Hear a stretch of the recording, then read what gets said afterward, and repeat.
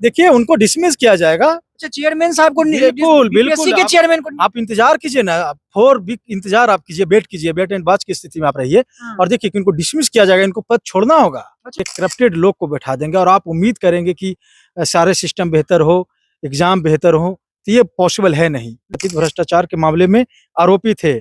मामला पटना में एक विशेष न्यायालय के समक्ष लंबित है। दूसरा में और तमाम तरह के भ्रष्टाचार और जालसाजी के भी उनपे गंभीर आरोप लग चुके हैं। संविधान से बड़ा और न्यायालय से बड़ा कोई नहीं ना है। हैं? आप बीपीएससी चेयरमैन है या चाहे चीफ मिनिस्टर हो, आप संविधान के दायरे में आप चलेंगे कि संविधान को आप दरकिनार करके चलेंगे। नमस्कार। बीपीएससी लगातार विवादों में घिरता जा रहा है। जहां पर एक और अभ्यर्थी आंदोलन कर रहे थे, आंदोलन को लेकर के भी लगातार बीपीएससी पर कई एक सवाल उठ रहे थे। वहीं एक बार फिर से बीपीएससी के जो चेयरमैन है मन्नू भाई परमार, वो अभी अब सवालों के घेरे में बंधते दिख रहे हैं। देखिए, सुप्रीम कोर्ट में ब्रजेश सिंह के द्वारा जनहित याचिका दायर की जाती है, जिसमें मन्नू भाई परमार के नियुक्ति और सरकार के कार्य प्रणाली पर सवाल उठाते हुए दिख रहे थे। अभी हमारे साथ हाईकोर्ट अधिवक्ता बीके कातियाल जी हैं। चूंकि कानूनी विषय है तो हम जानते हैं क्या मतलब किन किन बातों को लेकर के उन पर पीआईएल दायर हुआ है और अब क्या कुछ उनके साथ होने वाला है। सबसे पहले सर स्वागत है आपका। आपका भी बहुत बहुत शुक्रिया। सर, अभी जो बीपीएससी लगातार सवाल के घेरों में दिख रहा था, अब जो उसमें उसके चेयरमैन है उन पर भी एक बहुत बड़ा सवाल उठ रहा है कि अब उनका कैसे उनको इसमें इस पद पर लाया गया, कैसे सरकार की कार्य प्रणाली पर भी अब सवाल उठते दिख रहे हैं। सर, क्या कुछ कहेंगे इस पे, क्या पहले अपडेट दे दीजिए। पहले भी मैंने तमाम तरह के वीडियो में कहा था कि जो बीपीएससी के द्वारा जो किया जा रहा है, और हमेशा से आप देखे होंगे कि बिहार में ऐसा कोई भी जो कमीशन का एग्जाम हो, बिहार पुलिस हो या दरोगा हो, कोई भी ऐसा एग्जाम नहीं हुआ हो जिसमें पेपर लीक नहीं हुआ हो। तो ये पेपर लीक कौन करता है? तो ये पेपर लीक करने वाले जो भी बीपीएससी के जो ब्यूरोक्रेट्स होते हैं, जो भी स्टाफ होते हैं, जो भी वहाँ पे बड़े-बड़े जो पद पे होते हैं, ये सब आस-पास के लोग ही मिलजुल कर ये सब काम करते हैं। अच्छा। मैंने पहले कहा था कि ये जो बीपीएससी जो चेयरमैन है, इसका जो हिस्ट्री रहा है, बैकग्राउंड रहा है, वो साफ-सुथरा नहीं रहा है। और संवैधानिक तौर पर आप समझ लीजिए कि रूल ऑफ लॉ यही कहता है कि बीपीएससी और यूपीएससी जैसे कमीशन पे चेयरमैन का जो नियुक्ति होना चाहिए, वो साफ छवि वाले होना चाहिए, बेदाग छवि वाले होना चाहिए, तभी सिस्टम को अच्छी तरह से रेगुलेट किया जा सकता है, संवैधानिक चीज़ों को वहाँ पे अच्छी तरह से है कि इम्प्लीमेंट किया जा सकता है। आप एक चोर को बैठा देंगे, एक करप्टेड लोग को बैठा देंगे और आप उम्मीद करेंगे कि सारे सिस्टम बेहतर हो, एग्जाम बेहतर हो, तो ये पॉसिबल है नहीं। ऐसे आप प्रैक्टिकल रूप में भी देख सकते हैं। तो एक पीआईएल दायर किया गया है सुप्रीम कोर्ट के। आप देखिए कि माननीय सुप्रीम कोर्ट ने इस चीज़ को एक्सेप्ट भी किया है और 4 हफ्तों का जवाब भी मांगा गया है। 4 हफ्तों के अंदर जवाब मांगा सरकार से मांगा गया है कि आप 4 हफ्तों के अंदर जवाब दीजिए कि जो नियुक्ति हुई थी उसमें आपने इस फैक्ट को छुपाया है। उन पे ऑलरेडी देखिए कि मैं दिखा रहा हूँ, ये जागरण का रिपोर्ट है कि जनहित बिहार के शर्तकर्ता ब्यूरो की ओर से दर्ज किए गए कथित भ्रष्टाचार के मामले में आरोपी थे। मामला पटना में एक विशेष न्यायालय के समक्ष लंबित है। दूसरा में और तमाम तरह के भ्रष्टाचार और जालसाजी के भी उनपे गंभीर आरोप लग चुके हैं। अच्छा। आप समझिए कि जब बीपीएससी के चेयरमैन पे इस तरह के आरोप लगे हों और आप उससे ईमानदारी की उम्मीद करते हैं, आप उससे फेयर एग्जाम का, फेयर पेपर का उम्मीद करते हैं, तो मुझे नहीं लगता है कि ये कहीं से कुछ है। ये तो बेवकूफ़ बनाने वाली काम हो गई।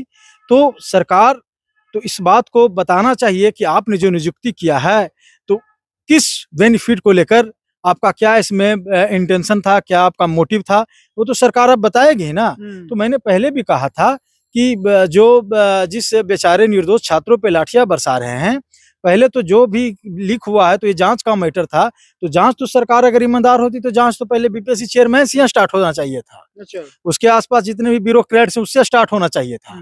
लेकिन खैर छोड़िए, ये सब नहीं हुआ क्योंकि जब मैं ये, और आप भी पता है, सबको पता है कि कौन भ्रष्टाचार है, कौन करप्टेड है, ठीक है ना। तो ये बात तो अब छोड़ देने वाली बात होगी। एक सवाल इसमें करेंगे, जहां पर अभ्यर्थियों की परीक्षा को लेकर के सवाल में थी बीपीएससी कि अभ्यर्थियों के साथ जो परीक्षा हुए उसको लेकर के सवाल खड़ा किया जा रहा था। अब तो बीपीएससी के जो चेयरमैन उनके नियुक्ति पर सवाल उठ रहा है। सर, मैंने पहले भी कहा कि ये जो चोर लोग हैं ना, मैंने तो पहले भी कहा था कि ये स्कैम क्यों होता है, कैसे होता है, भाई कोई छात्र जाकर करते हैं क्या?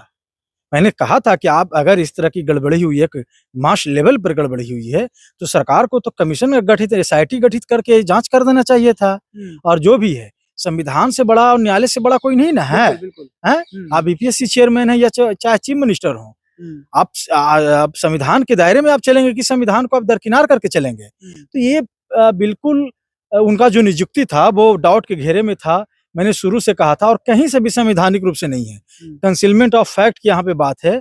उनको जब भी आप सर्विस लॉ पढ़िएगा, रूल्स पढ़िएगा, तो जब भी किसी भी तरह के गवर्नमेंट हो या कहीं भी आप ज्वाइन करते हैं, जो सर्विस के रूप में आप ज्वाइन सेवा देते हैं, तो ज्वाइनिंग से पहले सारी बातों को एफिडेविट में दिया जाता है कि हम पर कितनी मुकदमा है, किस सेक्शन का मुकदमा है, किस अदालत में लंबित है, सारे चीजों को डिटेल से दिया जाता है। अगर आप डिटेल्स को छुपाते हैं तो एक कंसीलमेंट ऑफ फैक्ट दिए होंगे अगर उन्हें बिल्कुल नहीं दिया गया है। ये आप कैसे कह सकते हैं नहीं दिए? बिल्कुल मैं फैक्ट के साथ कह रहा हूँ सर।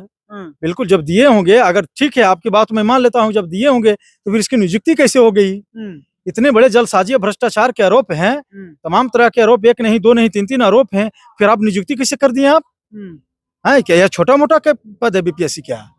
हैं? आप किसी भी करप्टेड लोग को आप लाके बैठा दीजिएगा और फिर उम्मीद कीजिएगा कि फिर हमारा एग्जाम बेहतर हो, पेपर लीक ना हो। तो ये बिल्कुल संविधान के अनुसार बिल्कुल कहीं से भी सही नहीं है। तो देखिए कि सुप्रीम कोर्ट ने तो जवाब मांगा है, और जवाब में देखिए कि बिहार सरकार क्या देती है।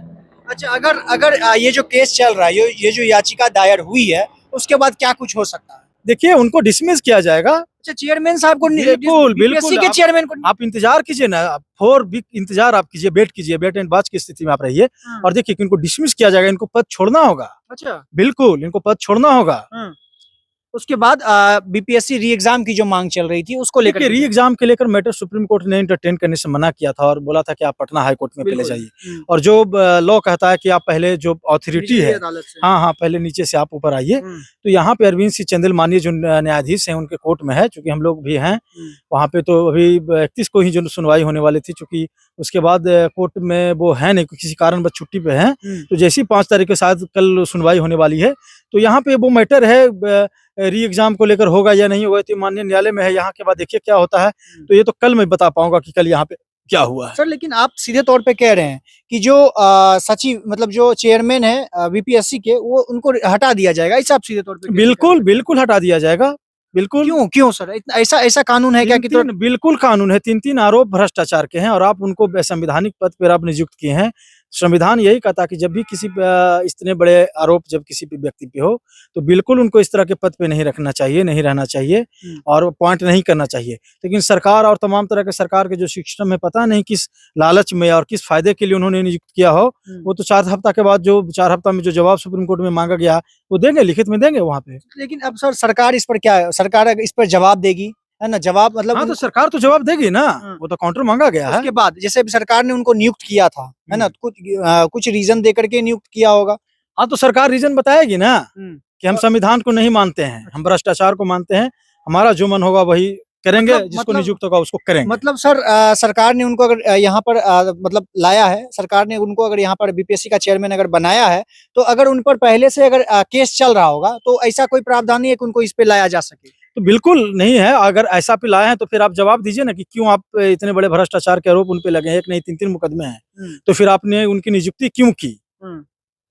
सरकार तो बताएगी ना। अच्छा, तो सरकार को बताने दीजिए ना, 4 हफ्ता का समय है, अगली बार बताएंगे और देखिएगा कि पक्का डिसमिस तो होना ही है। मतलब मन्नू भाई परमार डिसमिस? बिल्कुल डिसमिस होना है उनको। चलिए देखिए, अभी हमारे साथ हाईकोर्ट के अधिवक्ता बीके कातियाल जी थे, जिन्होंने सीधे तौर पे कहा है कि जो चेयरमैन है बीपीएससी के, उनको डिसमिस कर दिया जाएगा, इन्होंने सीधे तौर पर बोला है। और बाकी सरकार से जवाब भी मांगा गया सुप्रीम कोर्ट के द्वारा। सुप्रीम कोर्ट ने 4 हफ्ते का समय दिया है और उसके बाद उनके नियुक्ति पर सवाल उठ रहे हैं। मतलब अभी जो बीपीएससी के चेयरमैन है, उनके नियुक्ति पर सवाल उठ रहे हैं। इससे पहले बीपीएससी परीक्षा को लेकर के सवाल उठ रहा था, जो कि पटना हाईकोर्ट में भी उसका केस चल रहा है। और अब सुप्रीम कोर्ट ने उनकी नियुक्ति पर भी सवाल कर दिया है, उनके नियुक्ति पर भी जवाब मांगा है बिहार सरकार से। बाकी बीपीएससी री एग्जाम को लेकर के और बीपीएससी के जो चेयरमैन है उनकी नियुक्तियों को लेकर के आप लोग क्या सोचते हैं? प्रतिक्रिया कमेंट बॉक्स में जरूर बताइएगा। बाकी मेरा नाम अंकित भारद्वाज है और आप द पब्लिक पॉइंट्स देख रहे हैं। बहुत बहुत धन्यवाद।